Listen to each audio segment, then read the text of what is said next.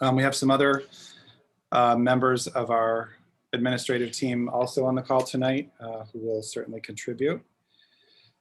Just to share some information, everyone's mic should be muted, and we would just ask you to keep your mic muted for the duration of the meeting. It just helps with the audio quality for the rest of the folks on the call.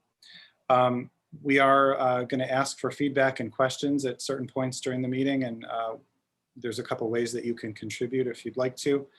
If you'd like, you can unmute your mic at that point and ask your question, or your other option would be to use the chat feature in Zoom. And if you do that, then Karen Henner, our Director of Instructional Support, will monitor that chat, and then she can either ask the question on your behalf or ask you if you'd like to ask it.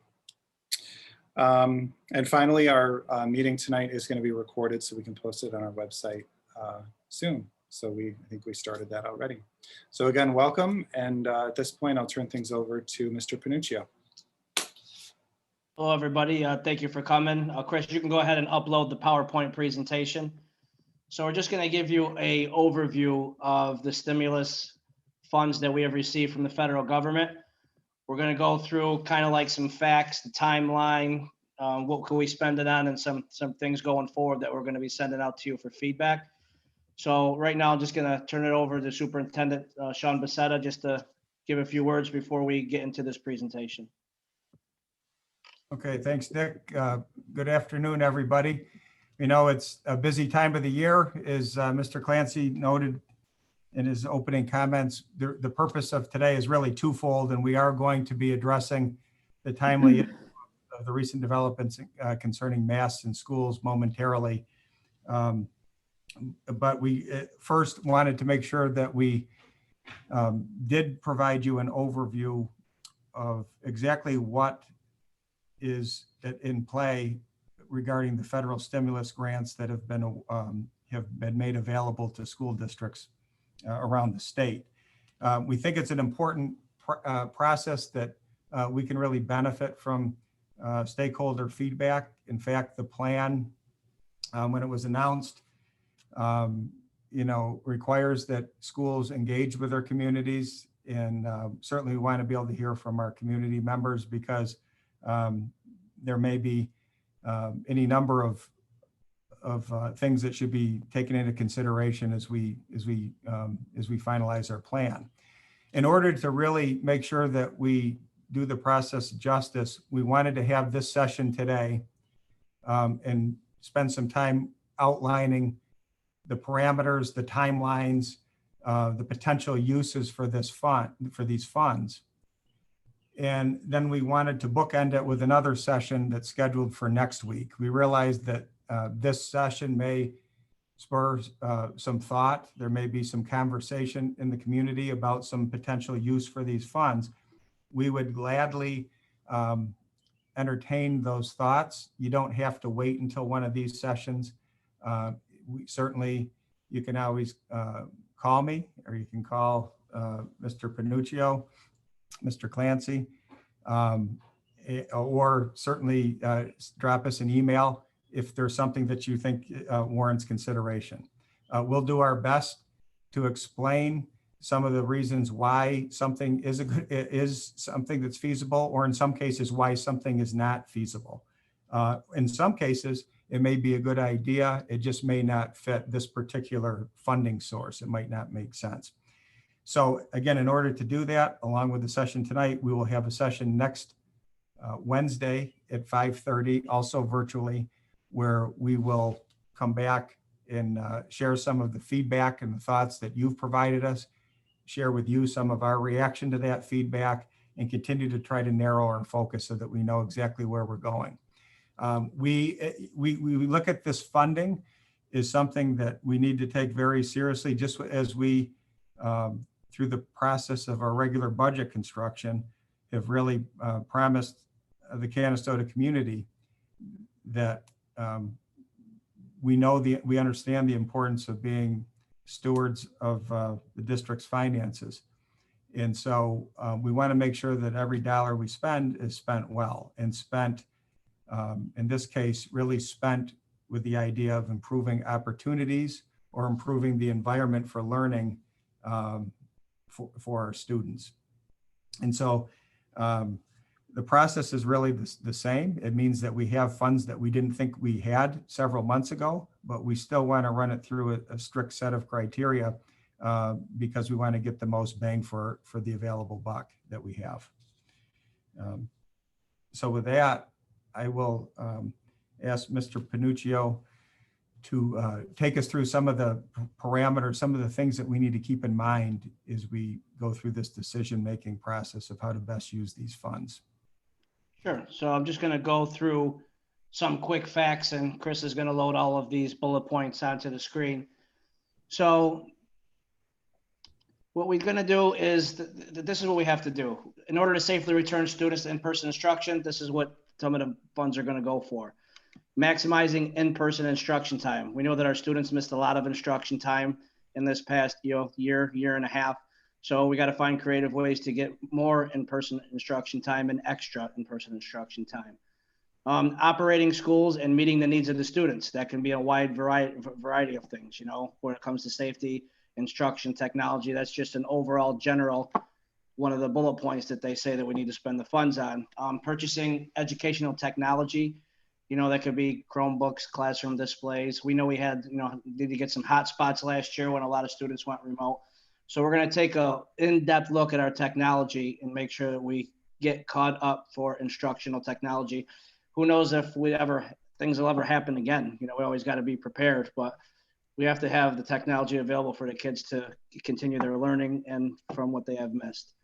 Addressing the impacts of COVID-19 pandemic on students. So basically that ties in with the next bullet. We want to make sure that we're implementing strategies to meet the students' social, emotional, mental health, and academic needs. These are specific guidance for these grants. That's where these are coming from. Offering evidence-based summer, after school, and other programs.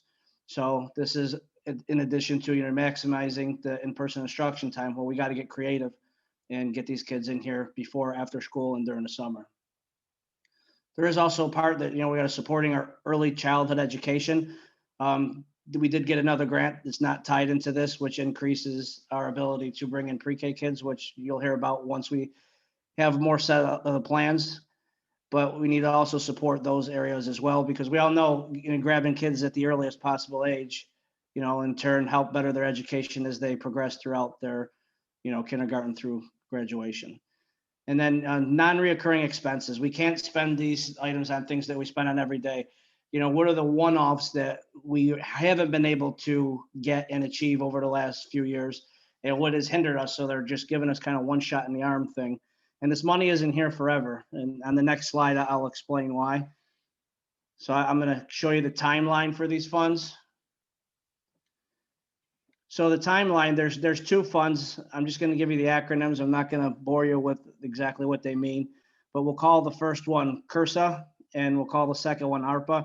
The first one is what President Trump signed before he left office, and the second one is what President Biden signed right around, I believe, March.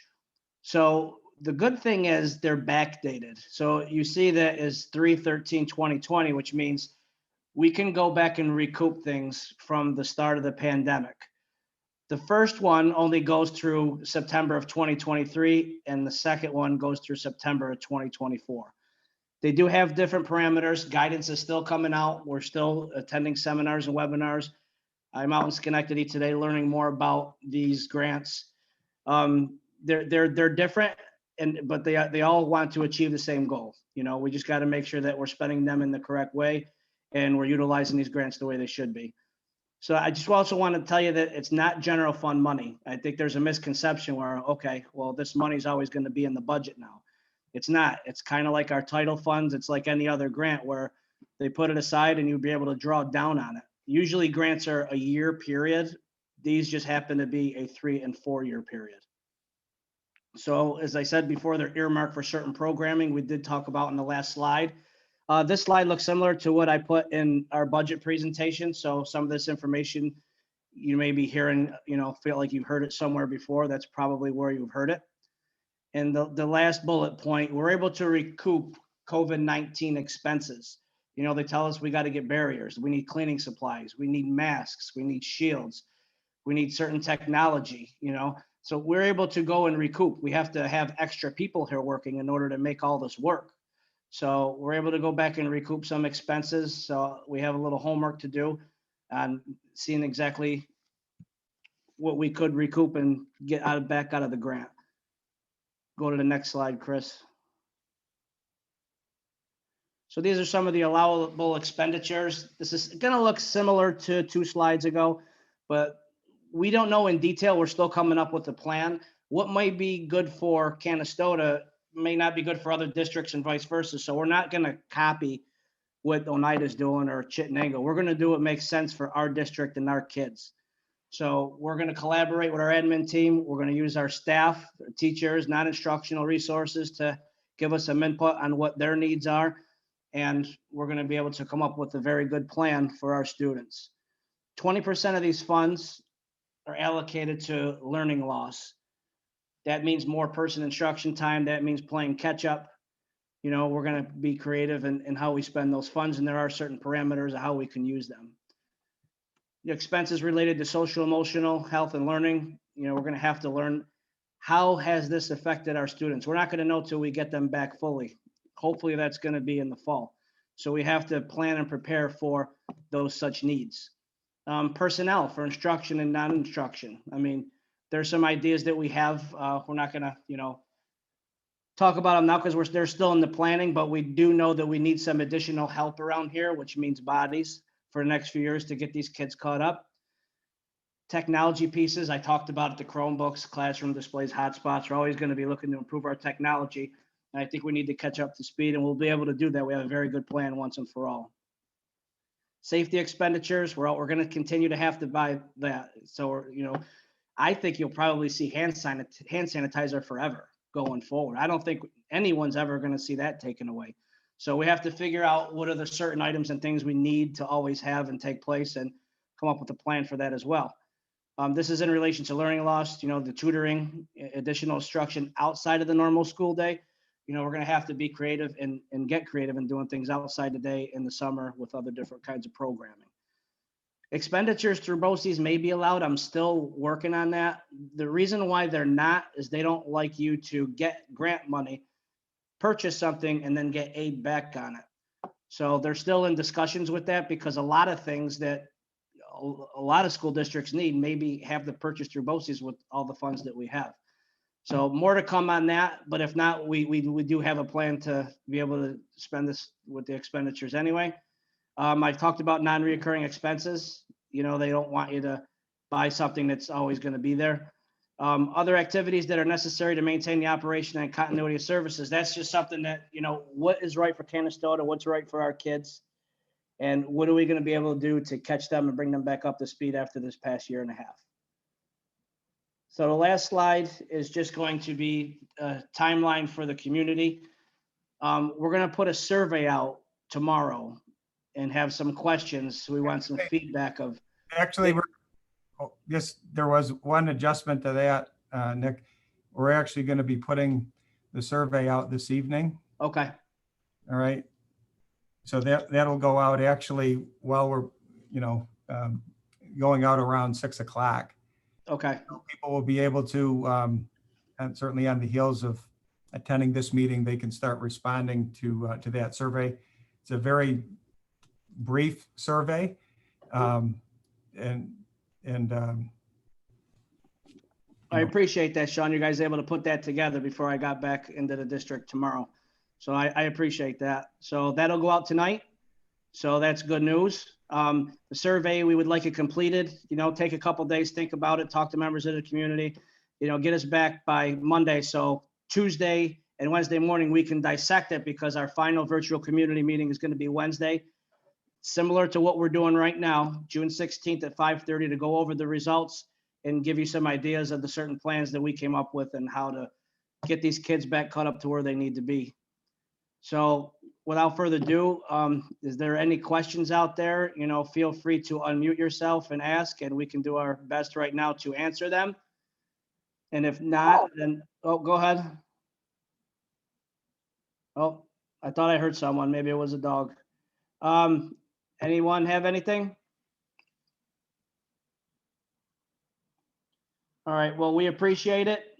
And I know this may be a lot thrown at you quickly, but, you know, the plan's going to unfold quickly as well. And, you know, I'm looking forward to being able to catch these kids back up and have the proper tools they need to be successful around them. So, Sean, I'll let you take over after that.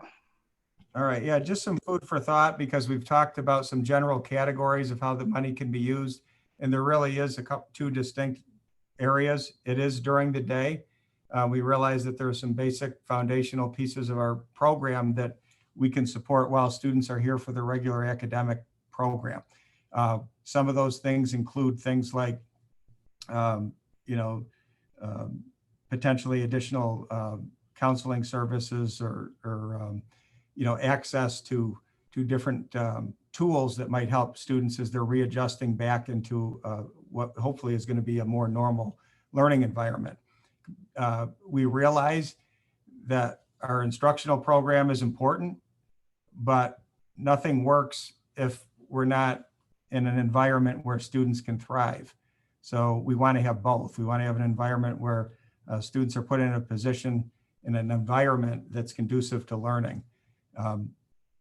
So within that, again, there's opportunities to do some things during the day, but also outside of the day.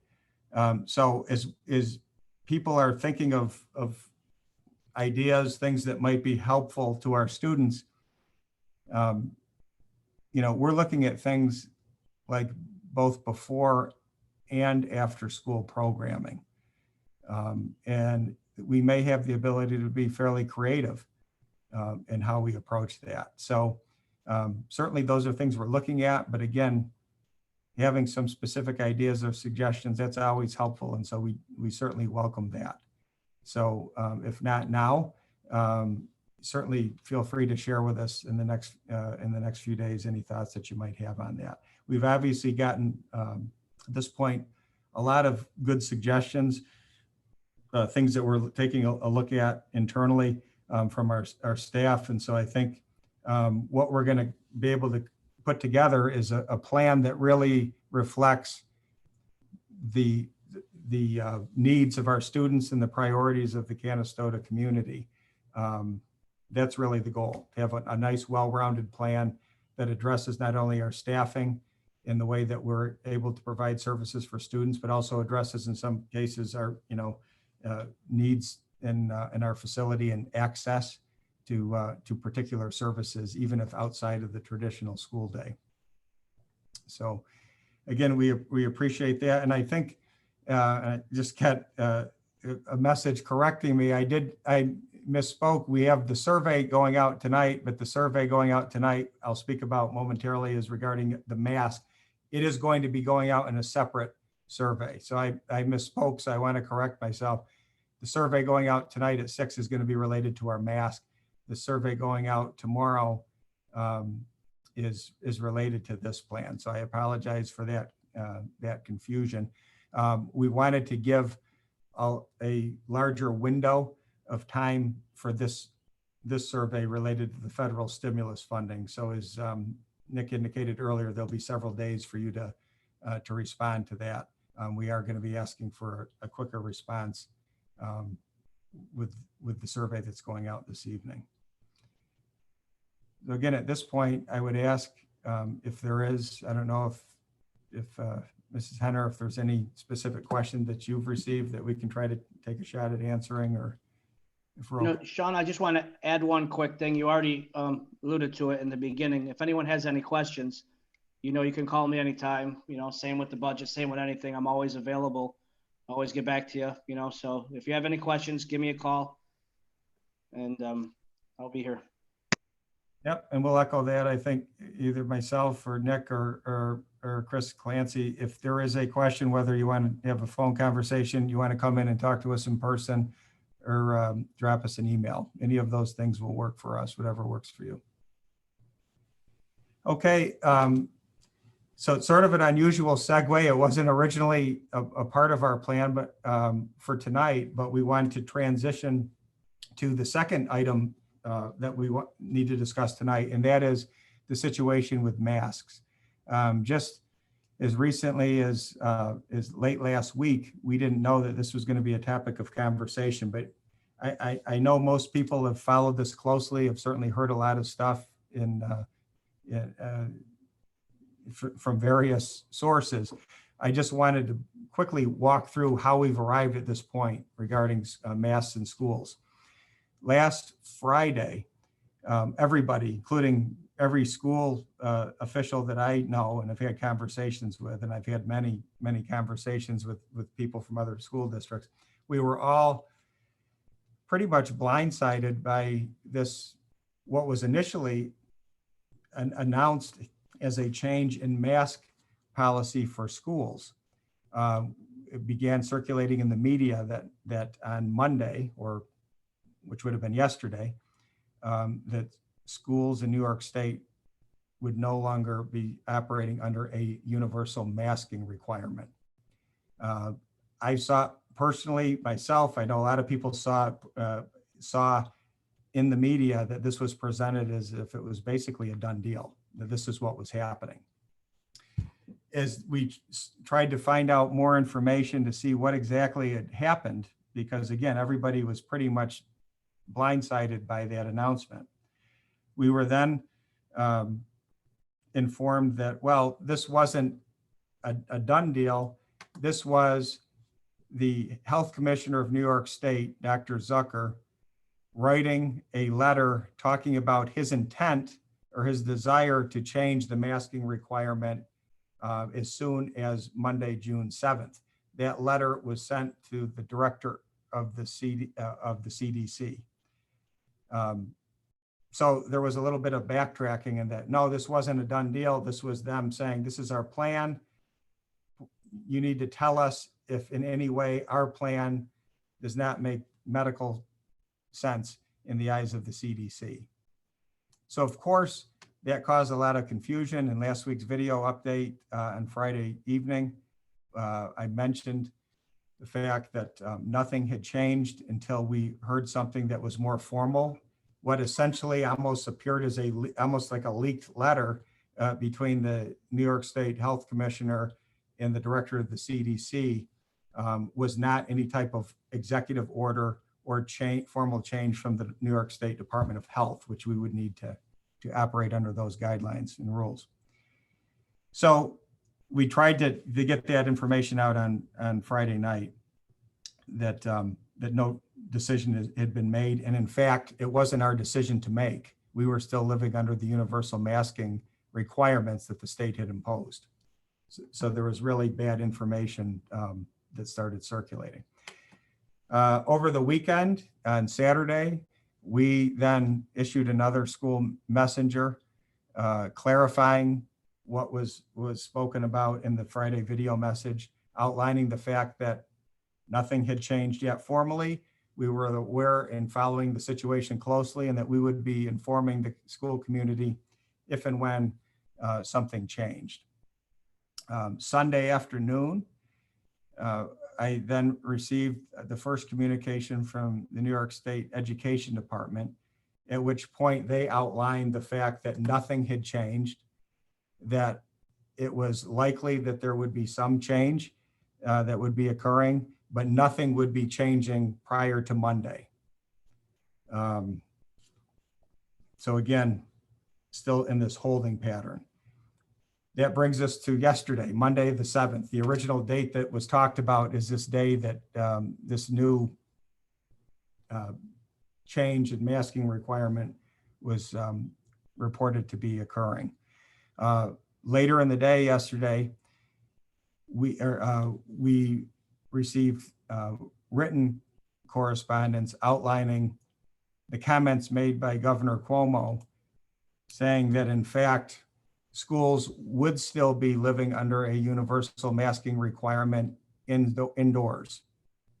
That was a definite difference from the letter that was circulated last Friday. And that the place where there was now wiggle room and some ability to make decisions locally was what would happen outdoors. So the state said, schools now have the ability to say, we don't need to have universal masking on school grounds outdoors. So for example, at sporting events or at recess, or coming off of the bus. All of those things would not require masking. So, okay, now we have further clarification and we have that in writing. So we know two things. One, it is not a choice. And this is still something that is I think, some people are confused about because of the initial, what I would say is a pretty poor way that this started coming out last Friday. It is not a local school decision to allow students to not have masks during the school day indoors. Because some people have started asking that question, why don't you just let the kids not wear it? What if they're vaccinated? What if they get a test? All of those things. To reiterate, it is not a choice. It is not a decision that Canastota schools can make, not a decision that any school in New York State can make. They cannot decide to remove the universal masking requirement. And that has been the rule that's in place statewide. That was reiterated that there was no change in in-school masking requirements. The change is, or the potential change is, only impacting outdoor activities at school. So that brings us to the next decision that the school district needs to make. The state, in previous versions of unwinding the school reopening plans, has required that stakeholder input is included in the decision-making process. And we've done that, as people know, we've done that on numerous occasions in recent months. And so we are at that place again, where we are, now that the door has been opened, that we can potentially allow students to not wear masks on school grounds. We want to issue a very simple survey. It's actually just been issued, or is being issued right around now. It was scheduled to go out at 6 p.m. today. The survey will be open until 6 p.m., I believe, Mrs. Henner, tomorrow. So we have a full 24-hour survey period where we're asking a very simple question. Is essentially we're asking people whether or not they want this non-masking to be an option for Canastota schools. So that's the only question that is on that survey. Again, we feel like it's important to be consistent. I know if you're, again, following the media, you're having some school districts saying that they've already made the change. Some districts are echoing the position that we are, and saying that we really feel like we need to allow the Canastota school community to weigh in about their thoughts on this subject. Important thing to point out, and the comments from the governor reflect this fact, that anyone, staff, student, parent, anybody still has the ability to wear a mask if they so choose. So it's certainly not disallowing people to be wearing masks. So anybody still maintains the ability to wear a mask. But essentially what their decision asks local communities to do is make that local decision of what's right for your community. So here is your opportunity. Certainly spread the word to other people who are wanting to weigh in and let us know what your thoughts or feelings are on this subject. It's an unusual time of year. I find it sort of is an odd time just because of the disruption it's caused within the last couple of weeks of school for the state to come out with something that was sort of done very quickly. But given the fact that the state health department has signed off on this option, and given the fact that we have really been tasked with making sure that we involve our local communities in that process, we're going to do this the right way, and I think a little bit of a more deliberate way, with the idea that we would try to move towards a fairly quick announcement, so that, you know, this week we would be able to get word out to our families of exactly what the remaining couple of weeks and then certainly into the summer and beyond, what that would look like in school.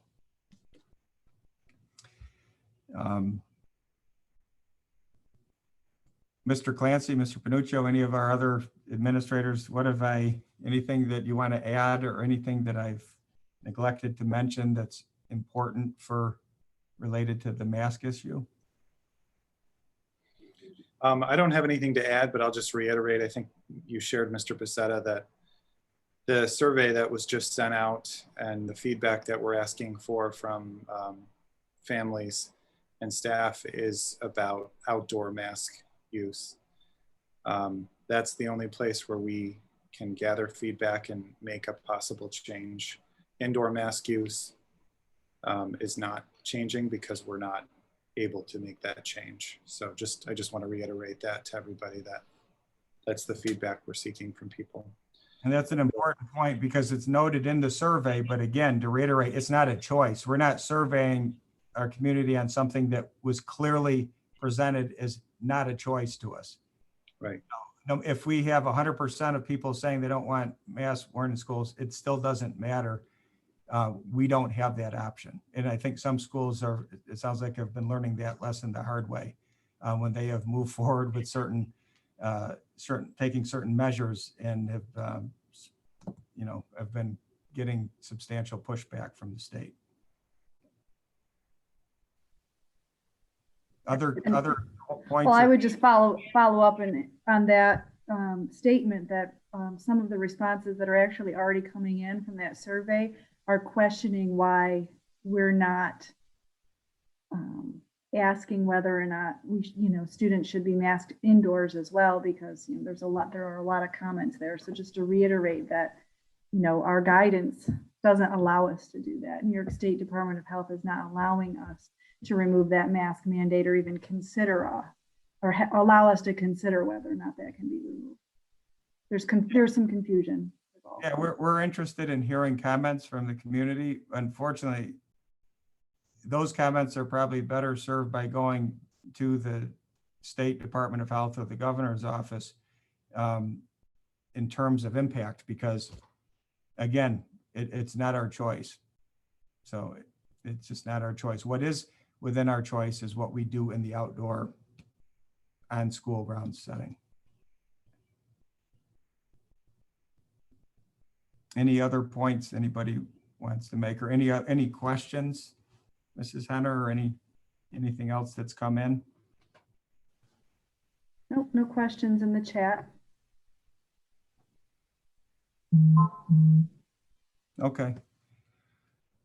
All right, well, great. So I guess we covered a wide range of grounds today, but in particular, the mask response is important. That again, it sounds like we have a substantial amount of responses in the first 10 minutes or so the survey has been issued, but make sure that those responses are in by 6 p.m. tomorrow.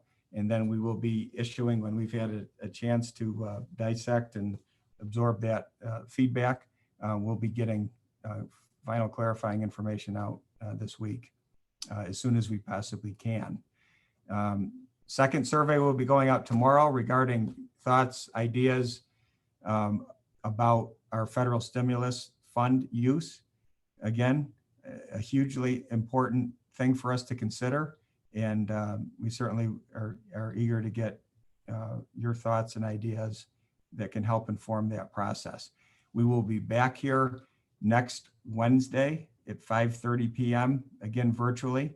And we will have, that'll give us a chance to present some of the ideas that have come up in the last few weeks. We can talk a little bit more specifically about the things that we're considering. And we can also add some clarity to why some things may or may not be able to happen. Some of the things that you are asking us to consider. But we appreciate it again. We know it's a busy time of year. It's a hot day out there and a lot of things going on. And so we do appreciate you giving us some time for these important topics. Look forward to seeing you back here next Wednesday at 5:30. And in the meantime, on either subject, if there are questions or comments, or you just want to have a conversation about some of these items, we certainly welcome a conversation on the phone, by email, or if your preference is in person, we can do that as well. So if nobody else has anything else, I will wish everybody a good night and have a great evening, and we'll see you soon.